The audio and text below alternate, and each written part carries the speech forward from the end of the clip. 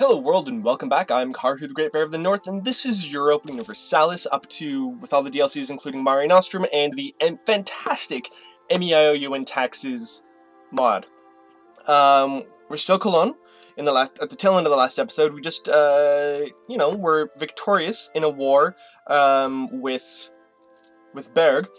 We weren't able to take over their territory, which was my goal, because they were just too many guys, but I was able to prevent them from signing alliances with certain other people, so for the next war, it should be easier for me to take them over. In the process of this war, we lost a lot of money. In fact, we had to take several different loans, 7 loans, I think. So this episode is just going to be digging ourselves out of the hole and preparing for the next war with Berg. We do have happy merchants, which is good, which will increase our tax rates. No, our trade rates. How is trade doing? That's not trade. This is trade. Trade is very good. Do I have any extra merchants? No, I have one available diplomat. So who do I want to send my diplomat to? My treaty with them ends in 1369. We are honorable, and we have a good reputation for being honorable, which because our corruption score is low, so we gain some prestige. Berg can technically ally with Luxembourg again before I'm able to the truce. If you guys can read this, their truce with Luxembourg ends April 1367.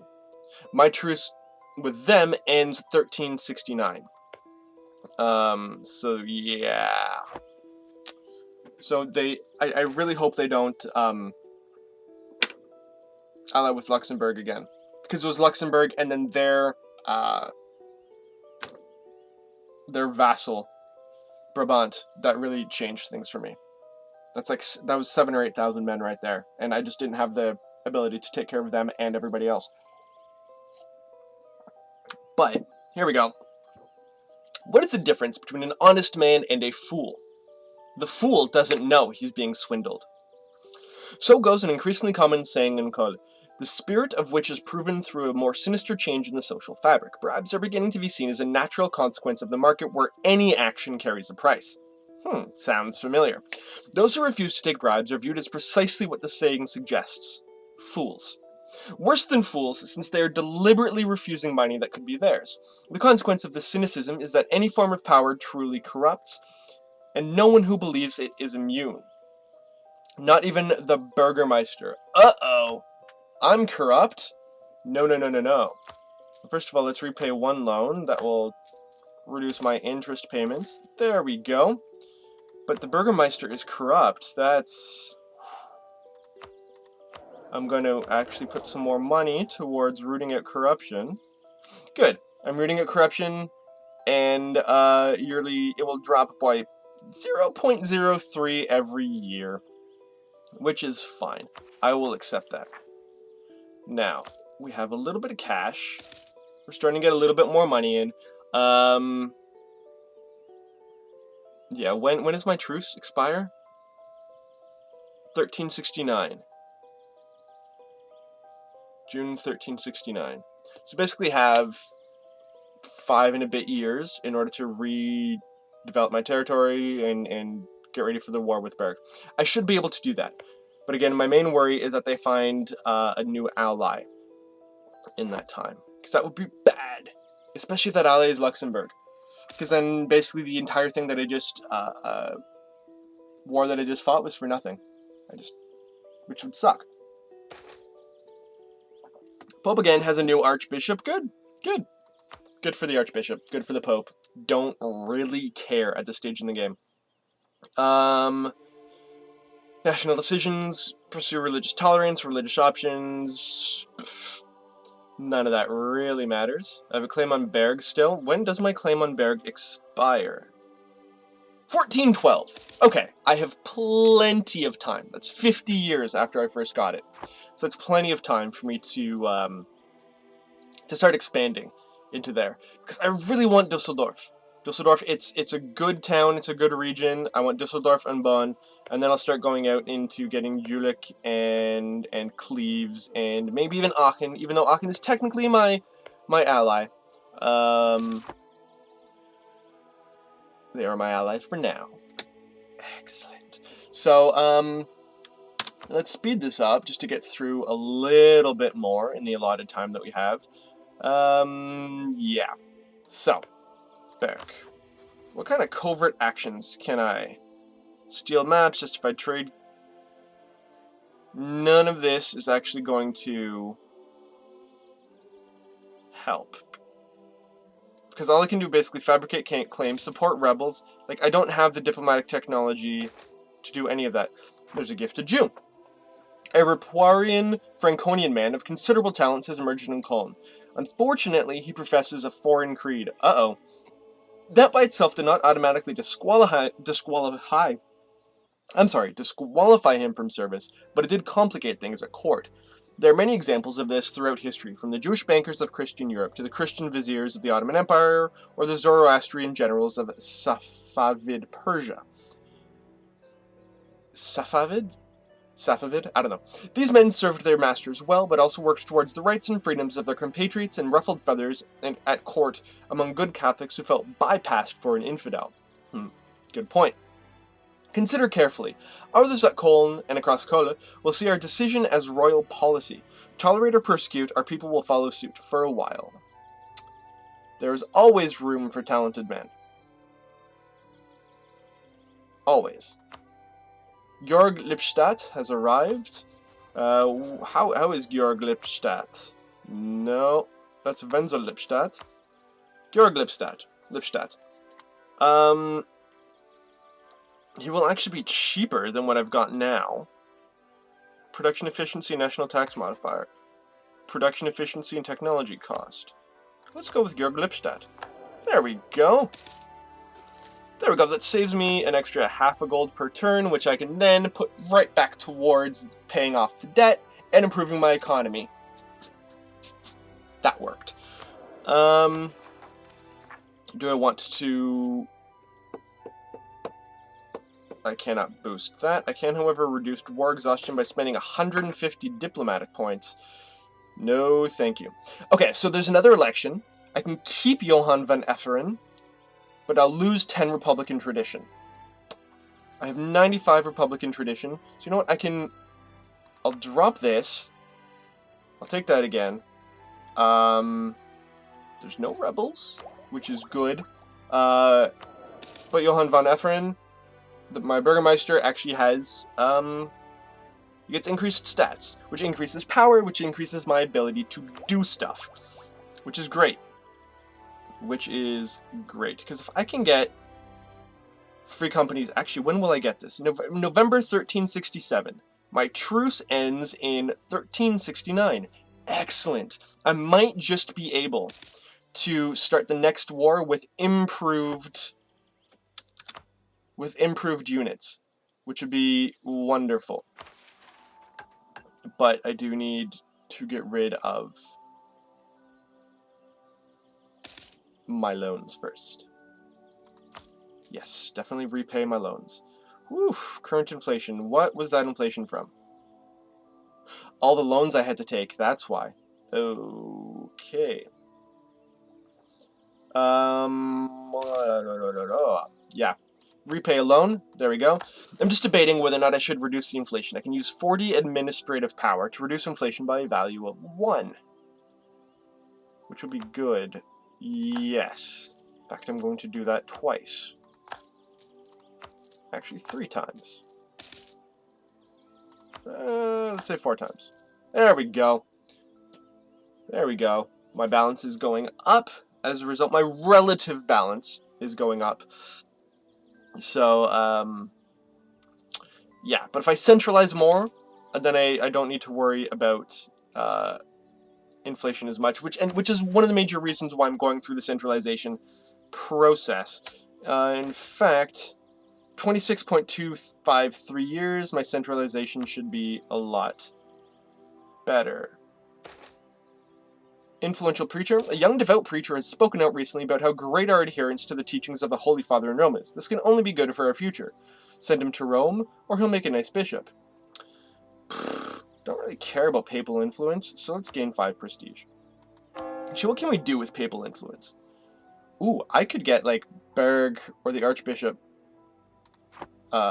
excommunicated, which would be wonderful. So you know what? Let's improve my relations with the Pope. See if I can't, no. The plague cometh. The rumors are true, the plague has returned, and death follows on its heels. Shall we do nothing and suffer the wrath that God has meant for us, even though that preacher had just said that we were totally following the teachings of the Holy Father in Rome? Maybe the Holy Father in Rome doesn't speak for God. Interesting. No, I don't know. Or shall we fight it and ease the suffering and devastation dealt to our people? Our first option will worsen the damage caused by plague by 1/4. The second and third options will each decrease the damage by plague by 1/4, while the last option will give us the effect of both the second and third. Also, public baths, hospitals, and waterworks diminish the effect of plague in provinces that are struck. Wow. Close the ports and markets immediately slow its advance. I'll lose diplomatic power. I'm basically, I'll slow the advance by cutting off trade. Yes, pray. No, we will not pray. We will close the ports and markets immediately slow its advance. Because I don't have enough money to hire every plague doctor and whatever. So, there we go. Ludwig Arnsberg from Köln is working to improve relations in Bohemia. No, I'll keep him. I don't know why I thought that I was going to reduce that, but whatever. I can soon repay another loan, which will be great. I don't have to go to a payday loan store. Did those things even exist in the Middle Ages? I don't know. I don't know. I guess that's what the Medici and the other banking families were. And the Foggers and... Oh no, the Foggers were silver mining people. Not really banking. I think they started banking and then they got mine monopolies. I don't know. But anyways... I want to repay a loan. I need 9.92 to repay that loan. Hey! Good, I can repay that loan. Fantastic. Actually, can I get money from the burgers? No. Do I want to? No, I don't want to cause them to lose loyalty. Don't want to give donation to them. No, there we go. Alright. We're still preparing. This is going as fast as we can. Okay. Money is going up. Why is the previous monthly balance only 1.07? It was 2. What's going on? Seriously, was it? It was 2 before, right? Am I... Oh. It's my trade. That's why. I had to, my trade modifier went down because of closing trade. Yeah, that's it. Global trade power.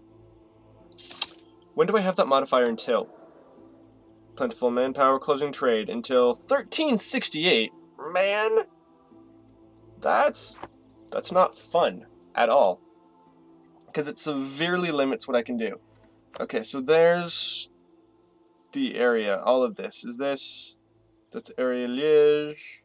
Oh no, Aachen is in my area. But Liège is not. Natural scientist Hermann Paderborn has died. Okay. Again, don't really care. No, it's diplomatic. There we go. Okay, let's talk to the Pope, see what we can do. Let's talk to the Pope. Where... Oh, there we go. He would be an excellent advisor. Okay, good. Diplomacy. I do not have any papal actions. Relations. Influence. I can threaten war? Interesting. You cannot threaten war while there is a truce. They hold no unoccupied provinces that are cores or claims of ours that we can that we can make cores, and that aren't their capital. Okay. Grand Captain Gottlieb von Schedeck has died. Okay. Still don't really care about them. What is our decentralization? Still -4, right? Yeah. Huh. It's got to be something that I can do right now. Can I add a policy? Nope. Still need to take that rival. Take Berg from our rival. What is this? Number of states. From technology. A realm is divided into several territories, where all provinces owned in an area make up one territory. A territory can be made into a state of the nation, which is an integral part of the realm. This will cost some maintenance depending on the distance from the capital, while reducing its minimum autonomy dramatically.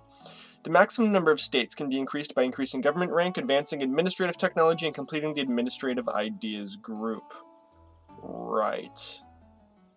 So I have one state, which is the Lower Rhineland, and 0 territories. Alright. I can convert to dualist.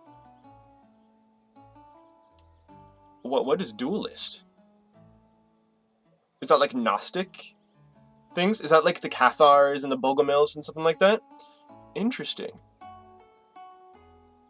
I can convert to dualist. Almost none of our people support this religion. I will lose 2 stability. What? Stop. Stop going away. I want to read this. Why is that flickering? What's going on? Okay, you know what? I'm going to pause this, see if I can actually read this. There we go. The state church has little power to oppose us. Our ruler and bureaucracy are able to inspire the people to support this, gain 2 stability, and dualist will become the new state religion of Köln. Interesting. That is certainly an option. That is certainly an option. Nobody supports it right now, but should I, I could start to cultivate the dualist religion if I can, and that would be fun, I think. I assume by dualist they mean like the Gnostics and the Cathars and the Bogomils. They basically said that, oh man, my religious history knowledge is not what it should be to get into this discussion, but basically, they said that,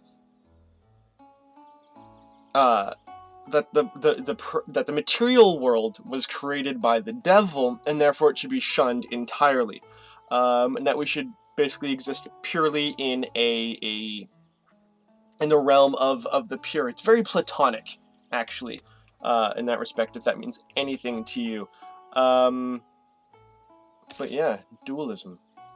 I might have to look into that more before the next episode, or the next recording session, because I generally record 3 or 4 episodes of this at once. So, German ideas, I can almost get to lance arrests, which is going to be great for cavalry shock and everything like that. Still looking to pay off my loans. Okay, we're going as fast as we can. Let's see, what else can we do? No, everybody's pretty much equally loyal there. My force limit is 5. Can't really do anything there. I could recruit a general. Do I want to recruit a general? My tradition is 17.4, but it is dropping.